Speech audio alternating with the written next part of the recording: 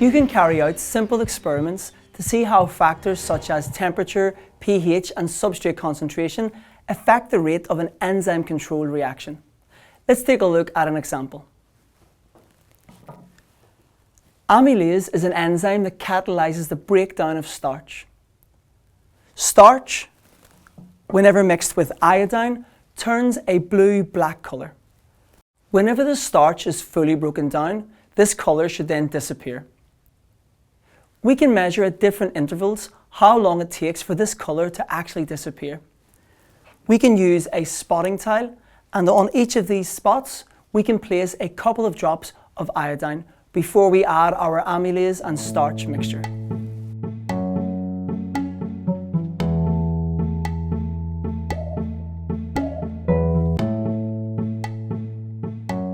Once we add the amylase to the starch, the enzyme control reaction will begin and the starch will start to be broken down.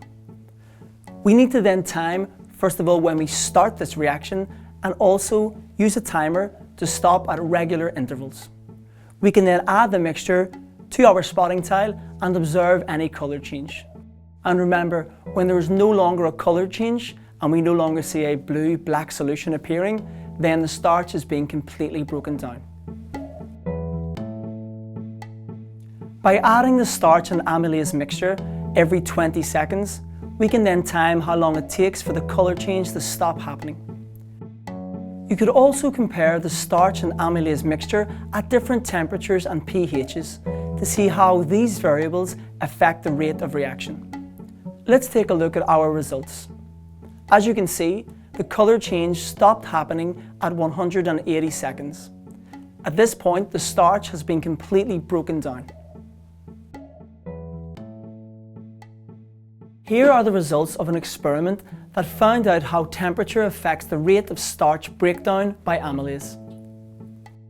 The rate is calculated by dividing 1 by each time. I can then plot these on a graph and draw a line of best fit. These results can be used to calculate the Q10 of the reaction. This will give us an indication of how temperature affects the rate of the reaction. To do this, we take the rate at a higher temperature and divide by the rate at a lower temperature, 10 degrees lower. Let's choose to look at 10 degrees Celsius and 20 degrees Celsius. Using the line of best fit, the Q10 for this reaction is 0.004 divided by 0.002, which equals 2. If the Q10 value equals 2, this means that the rate of reaction has doubled as we've increased the temperature by 10 degrees Celsius. You should also get the same answer if you choose other temperatures below the optimum. Every 10 degrees, the rate of reaction should double.